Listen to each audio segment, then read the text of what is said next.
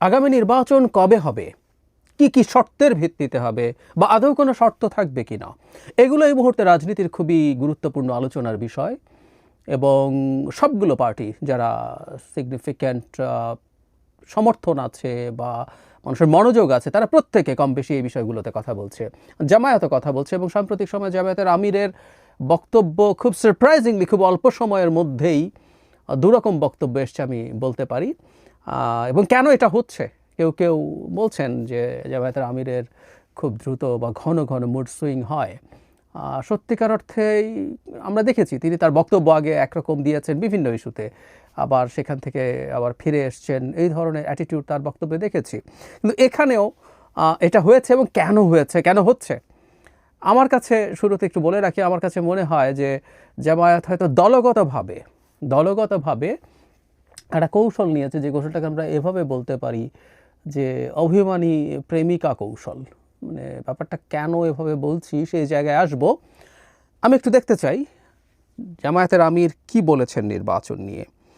আমাদের নিশ্চয় মনে আছে গত 3 দিন আগে, এটা তারিখ হচ্ছে 16 এপ্রিল, 4 দিন আগে জামায়াতের আমির যদি কিন্তু ছাড়া নির্বাচন নিয়ে কথা বলেছিলেন। মানে জামায়াত সাধারণত যেটা করে, আর সব মানে বিএনপির বাইরে অন্যান্য অনেক দল যেটা বলছে, বিশেষ করে এনসিপি যেটা বলছে, যদি কিন্তু দিয়ে নির্বাচনের কথা বলছে। জামায়াতের বেশ সিনিয়র কিছু নেতার সাথে আমি টকশো করেছি, আমি তাদের সাথে অন রেকর্ড এবং অফ রেকর্ডও দেখছি তারা শর্ত কিছু দিচ্ছেন, এনসিপি যেমন দেয়, নির্বাচন সংস্কার, বিচার ইত্যাদি ইত্যাদি এগুলোকে নিয়ে। কিন্তু 16 এপ্রিল সবাইকে খুব অবাক করে দিয়ে জামায়াতের আমির একটা সারপ্রাইজিং বক্তব্য দেন, এবং ঘটনাচক্রে সেটার একটা প্রেক্ষাপটও আছে। তিনি ইউরোপ ভ্রমণ করেছিলেন, এবং তিনি তার নায়েবে আমিরকে নিয়ে লন্ডনে যান, এবং সেখানে বেগম খালেদা জিয়ার সাথে বৈঠক করেন। বলছেন যদি এটা শুধুমাত্র কুশলাদি বিনিময়, তার সাথে সেখানে জনাব তারেক রহমান প্রেজেন্ট ছিলেন, সেটাও আমরা জানতে পারি। মানে তার শুধু স্বাস্থ্যের কুশল নিতে হলে বেগম খালেদা জিয়া এই 5 আগস্টের পর দীর্ঘদিন দেশে ছিলেন, তার বাড়িতেই সেগুলো হতে পারত। আসলে আমরা ধরেই নিতে পারি সেটা হচ্ছে যে তারা কোনো না কোনো আলোচনা করেছেন আগামী নির্বাচন বা এইসব ইস্যু নিয়ে। তার পরপরই যখন এই মন্তব্য করেছেন, সেই প্রেক্ষাপটে মনে হচ্ছিল যে জামায়াত বিএনপির সাথে পুরোপুরি অ্যালাইন্ড হয়ে গেছে নির্বাচন নিয়ে। কারণ এখানে যদি কিন্তু ছাড়া, তিনি একেবারেই যদি কিন্তু ছাড়া আগামী রমজানের আগে নির্বাচনের কথা বলেছেন। এখানে কোনো সংস্কার, কোনো বিচার, এসব আলাপ তিনি আনেননি। ক্লিয়ারলি বলে দিয়েছেন কেন জুনে না, ঝড় বৃষ্টি, তারপরে রমজান আছে, এগুলো সব বলে উনি এটা বলেছিলেন আমেরিকার যে 2 সহকারী পররাষ্ট্রমন্ত্রী এসেছিলেন তাদের সাথে মিটিংয়ে। আমি একটু এক্স্যাক্টলি উনি কি বলেছেন পড়ি। আর আমাদের ভিউ হচ্ছে এটা রমজানের আগে শেষ হওয়া দরকার, মানে নির্বাচন সম্পর্কে। জুন পর্যন্ত অপেক্ষা করলে তখন বর্ষা, ঝড়, বিভিন্ন ধরনের প্রাকৃতিক দুর্যোগ আসবে, তখন ইলেকশন অনিশ্চিত হওয়ার আশঙ্কা দেখা দেবে। আমরা এই জন্য চাচ্ছি এই আশঙ্কার আগেই, রমজানের আগে যেন নির্বাচন হয়ে যায়। আমরা সেটাকে তাদের মতো করে, সেটা আমাদের মতো করে বলেছি। এই ঘটনা ঘটার 2 দিন পরই তিনি তার বক্তব্য নিয়ে একটু ভিন্ন অবস্থান নিয়ে নিলেন, এবং বলতে গেলে তিনি আগের অবস্থানে ফিরে গেলেন। তিনি সাংবাদিকদের সাথে কথা বলার জন্য যখন বসেছেন, তখন সেখানে বলছেন যে পরিস্থিতি তৈরি হয়েছে শেখ হাসিনার পতনের পর, সেখানে 3টি ম্যান্ডেটরি জিনিস দাবি করছে। এগুলো যদি হয় তাহলেই নির্বাচনটা, তারা যে সময়ের কথা বলছেন সে সময়, তার মানে আগে যদি কিন্তু ছিল না, 2 দিন না যেতেই তিনি শর্ত যোগ করে দিচ্ছেন। সেগুলো কি কি? সংস্কার, খুব বিস্তারিত কথা আছে, আমি ডিটেইল কথা বলছি না। দ্বিতীয় দাবি, যারা নিহত আহত হয়েছেন, এই খুনের দায় যাদের, তাদের বিচারের আওতায় এনে দৃশ্যমান বিচারে জাতিকে দেখাতে হবে, যাতে খুনিদের বিচারের বিষয়ে জাতির আস্থা ফিরে আসে। তৃতীয়টা হচ্ছে রাজনৈতিক দলগুলোকে সম্মান করার পরিবেশ সৃষ্টি করতে হবে। জিতে গেলে নির্বাচন সুষ্ঠু, আর হেলে গেলে দুষ্টই মানসিকতা থেকে বেরিয়ে আসতে হবে। নির্বাচনটা খুব ভালো হতে হবে, প্রচুর এনগেজমেন্ট লাগবে, এগুলো বলছেন। তাহলে তিনি সংস্কারের কথা বলছেন, বিচারের কথা বলছেন। বিচার দৃশ্যমান হতে হবে, এই সরকারের অধীনেই। আমি ঠিক জানি না বিচার হওয়া না হওয়ার সাথে নির্বাচনটা কিভাবে রিলেটেড। এবং আমি এই প্রশ্ন জামায়াতের এক নেতাকে অন রেকর্ড টকশোতে প্রশ্ন করেছিলাম। এখানে একটু বলে রাখি, আওয়ামী লীগ, মানে বাংলাদেশে বর্তমানে যারা রাজনীতির মাঠে আছে, বিএনপি, জামায়াত, এনসিপি, আওয়ামী লীগ কার ওপরে অত্যাচার করেনি। এবং কোন দলটা, ধরে নিলাম বিএনপি জিতলো বা জামায়াত জিতলো বা এনসিপি জিতলো, কে আওয়ামী লীগের বিচার করবে না? আমরা একটু দেখতে চাই, জানতে চাই। সেটা আসলে দেখার কৌতূহল আছে যে এই সরকারকেই করে যেতে হবে। আর এই সরকার 1.5 বছর 2 বছর 3 বছর 5 বছর কত বছর থাকলে সবার বিচার সব বিচার দৃশ্যমান হবে, উদ্ভট কথা, কিন্তু এগুলো আনা হচ্ছে। এবং আমি জামায়াতের ওই নেতার কাছে অন রেকর্ড জানতে চেয়েছিলাম, জামায়াতের কাছেও বা এনসিপির কাছে আসলে জানতে চাই কতজনের বিচার, কার কার বিচার, কোন পর্যায় পর্যন্ত, এটা কি প্রাথমিক রায়, এটা কি আপিলের রায়, আর যদি কারো যদি ডেথ পেনাল্টি হয় তাহলে তো তার ডেথ রেফারেন্স সহ বহু কিছু, কোন পর্যায়ে, নাকি ফাঁসি কাস্টে যাচ্ছে এটা দেখতে হবে, জনাব সারজিস আলম যেভাবে একসময় বলেছিলেন। সো এগুলো আসলে ক্লিয়ার করা দরকার আছে, কিন্তু উনি এটা বলছেন। আবার ঠিক গতকাল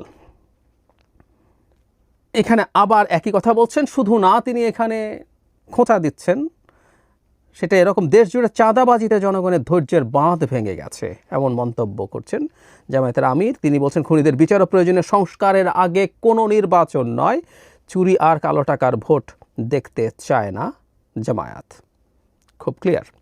তার মানে আবারও তিনি পরপর 2 দিন ক্লিয়ার করছেন বিচার এবং সংস্কার আগে কোনো ভোট হবে না। তাহলে উনি যে বললেন 16 তারিখে রমজানের আগে নির্বাচন হতে হবে, তাত্ত্বিকভাবে তাহলে এখন উনি আবার সরে এসছেন। ধরে নিলাম বিচার এবং সংস্কার, যে সংস্কার প্রয়োজন সেগুলো যদি রমজানের আগে শেষ না হয়, তাহলে জুনে নির্বাচন, বা জুনের আগেও শেষ না হতে পারে। ওনার কথা মতো ওনারা ডক্টর ইউনূস যে জুন বলছেন সেটাই আস্থা নেই। তাত্ত্বিকভাবে বলছি, জুনের মধ্যেও যদি বিচার দৃশ্যমান না হয়, জুনের মধ্যেও যদি ডিজায়ার্ড সংস্কার, ডিজায়ার্ড মানে তাদের ডিজায়ার্ড সংস্কার না হয়, তাহলে নির্বাচন তার পরের ডিসেম্বর, মানে 26শে ডিসেম্বর, নাকি 27শে জুন, 27শে ডিসেম্বর, এসব কি চলতে থাকবে কিনা ইজ এ কোয়েশ্চেন। ওই আলোচনা সরিয়ে রেখে এখন যে কথাটা বলছিলাম, জামায়াত আসলে এই কাজটা কেন করছে? আমি মনে করি এটা ওনাদের দলীয় সিদ্ধান্ত। মানে যে বলছিলাম শুরুতেই, এটা এই মুড সুইং বা পরিকল্পিতভাবে অভিমানী প্রেমিকার মতো আচরণ। মানে প্রেমিকা মনে করছেন তিনি যত অভিমান করবেন তার প্রেমিক তার তত মান ভাঙাবেন, এটা দিয়ে তিনি তার প্রেমিকের মনোযোগের কেন্দ্রে থাকতে পারবেন। এটা একটা কৌশল, এটা ভালো খারাপ ইজ এ ডিফারেন্ট ডিসকাশন, কিন্তু এই কৌশল কারো থাকতে পারে। এটা খারাপ কি ভালো আমি সেই প্রসঙ্গে একটু পরে আসছি। ফলে জামায়াত সম্ভবত মনে করছে 16 তারিখ যখন একদম বিএনপির মতো করে তিনি বক্তব্য দিচ্ছেন, ওই বক্তব্যটা একদম বিএনপির সাথে অ্যালাইন্ড ছিল, জাস্ট যে কাট অফ ডেট বিএনপি বলছিল এটা ডিসেম্বরে হবে, তাদের কথা মতো এটা মিড অফ ফেব্রুয়ারির আগে, সো 1.5 মাসের মতো বেশি সময় তারা নিয়েছিলেন। এতে আমাদের অনেকেরই মনে হয়েছে তারা ওই যে সেই বৈঠকের পর ভেরি মাচ বিএনপির সাথে অ্যালাইন্ড হয়েছেন, তাদের নিশ্চয়ই কোনো আলোচনা বা কোনো আন্ডারস্ট্যান্ডিং হয়েছে, তারা এটা নিয়ে করবেন। কিন্তু হঠাৎ করে আবার অবস্থান পাল্টে ফেললেন। আমি ধারণা করি ব্যক্তিগতভাবে ওই বৈঠক যা যা চেয়েছিলেন তারা, সেগুলো হয়তো সেরকম তেমন কিছু হয়নি, অথবা এই আলাপটা সামনে আনার সাথে সাথে হয়তো তাদের এক ধরনের সমালোচনা হয়েছে, দলের ভেতরেও হয়ে থাকতে পারে। কারণ দীর্ঘদিন থেকে এই শর্তহীন নির্বাচন যখন বিএনপি চাইছে, তখন তীব্র সমালোচনা তার দলের লোকজন করেছে, আমরা দেখেছি। আমরা যারা নির্বাচনের কথা বলি, আমাদের প্রত্যেককে ভারতের দালাল, বিএনপির দালাল, বিএনপির টাকা খেয়েছে, এই যে এই ভিডিওর কমেন্টেও লেখা হবে সেটাও আমি জানি। আমি আগেও বলেছি আপনাদের কমেন্টের স্বাধীনতা আছে, তাই আমি কমেন্টের অপশন বন্ধ করি না। তো এগুলো বলার কারণে এখন তারা হঠাৎ করে দেখছেন তাদের দল, তাদের আমিরও একইভাবে কথা বলছে, ফলে তিনি সরে আসছেন। এবং এতে এই যে পরিবর্তন হলো, আবার বিএনপি নিশ্চয়ই তাদের খোঁজ খবর করবেন, কি ভাই আপনি আবার এমন করছেন কেন, কি ব্যাপার, আবার তার সাথে বসার চেষ্টা হতে পারে। তিনি তাই ভাবছেন, অভিমান করছেন বারবার, এবং তার মান ভাঙাতে বিএনপি বারবার আসবে, কারণ জামাত এই মুহূর্তে একটা গুরুত্বপূর্ণ শক্তি মাঠে আছে। একই ধরনের কৌশল গ্লোবাল রাজনীতিতেও কেউ কেউ অ্যাপ্লাই করার চেষ্টা করেছেন, কিন্তু এটা আদতে ভালো কি না সেটার প্রশ্ন সবসময়ই আছে। যেমন যে দলটাকে বা যে দেশটাকেও তারা দূর থেকে ফলো করেন বলে মনে হয় অনেক ক্ষেত্রেই, সেটা হচ্ছে একেপি, টার্কির, এবং মিস্টার এরদোয়ানকে, তার রাজনীতিকেও জামাত এক ধরনের ফলো করে কিছু কিছু ক্ষেত্রে, অ্যাটলিস্ট সেটা আমরা ধারণা করতে পারি। এরদোয়ানের একটা ব্র্যান্ডিং আছে পৃথিবীতে, তিনি আসলে নানা সময় এরকম খুবই ফ্লাকচুয়েটিং বিহেভিয়ার দেখান। আজ এর সাথে ভালো, কাল খারাপ, পরশু ভালো, তারপরের দিন খারাপ, আমি আজকে যার সাথে ভালো, পরদিন তার শত্রুর সাথে ভালো, এরকম নানান কিছু করতে চেষ্টা তিনি করেছেন। এতে তিনি যেহেতু খুব পাওয়ারফুল একটা দেশের প্রেসিডেন্ট, নেটোর সবচেয়ে বড় সামরিক বাহিনী থাকা দেশগুলোর মধ্যে টপের দিকেই তিনি আছেন, এবং খুবই ফর্মিডেবল একটা মিলিটারি ফোর্স, এবং এটা একটা রিজিওনাল সুপার পাওয়ার তো বটেই। তো তার মান ভাঙানো, তাকে পক্ষে রাখার জন্য অনেকেই নানান রকম চেষ্টা করে করে গেছেন, কিন্তু একটা মারাত্মক প্রাইস একটা পর্যায়ে তাকে পে করতে হয়েছে বা হয়। সেটা হচ্ছে একটা আনরিলায়েবল মানুষ, মুড সুইং করে অনেক বেশি যে মানুষের, সেই মানুষ খুব ভালো পার্টনার হতে পারেন না, অ্যালাই হতে পারেন না, ফ্রেন্ড হতে পারেন না। এটা হলো মেজর প্রবলেম। মনোযোগ হয়তো শর্ট টার্মে পাওয়া যায়, কিন্তু যে মানুষটা, যে দলটা তার পলিসি মুহূর্তে মুহূর্তে পাল্টায়, সেই দলটাকে যেহেতু চিনতে সমস্যা হয়, তার সাথে কে থাকবে, কি থাকবে, কেন থাকবে, কিভাবে থাকবে, এসব নানা ক্ষেত্রে নানা দল কনফিউজ থাকে। ধরুন এই 16 এপ্রিলে যখন তিনি শর্তহীনভাবে এটা বলেছেন, তার আগে তো এনসিপি জামায়াতকে সম্মত এলাই ভাবছিল যে তাদের নির্বাচন নিয়ে তারা যেভাবে যদি কিন্তু দিয়ে কথা বলছেন, জামায়াতও তাই বলছে, এবং আমার ইন্টারপ্রিটেশন হচ্ছে এই দুটো দলেরই যত বেশি সম্ভব সময় পেলে নির্বাচনের আগে ভালো হয়, তাই তারা এই আলাপটা আনছেন। আমি বলছি না বিচার বা সংস্কার নিয়ে তাদের আন্তরিকতা নেই, কিন্তু এটা টেকনিক্যালি ব্যাপারটা সেই রকম। আবার বিএনপি যেহেতু দেখছে দ্রুত নির্বাচন হলেই তারা খুব ভালো ফলাফল করতে পারে, সুতরাং তারা সেই জায়গায় গেছে, তাই তারা ডিসেম্বরের মধ্যে নির্বাচন চায়। কিন্তু এনসিপি এখন হঠাৎ করে 16 তারিখ দেখলো যদি কিন্তু বাদ দিয়ে বিএনপির মতো করে কথা বলছে জামায়াত, সো তারা কনফিউজড হয়েছে। আবার বিএনপি মনে করলো না জামায়াত এখন আমাদের মতো করে কথা বলছে, কিন্তু না, আবার উনি আগে যা বলতেন একদম সরাসরি বলছেন গতকাল যে সংস্কার এবং বিচার ছাড়া শেষ করার আগে কোনো নির্বাচন হতে পারবে না। এনসিপি এখন আবার দেখলো যে সে আবার একই রকম জায়গায় ফিরে এসছে, আবার তার বন্ধু কিনা। বিএনপি দেখলো যে তার সাথে অ্যালাইন নাই, এখন এনসিপি নতুন করে তাকে কি ফুললি বিশ্বাস করবে? কারণ 16 তারিখ দেখা গেছে জামায়াত বিএনপির মতো করে কথা বলছিল।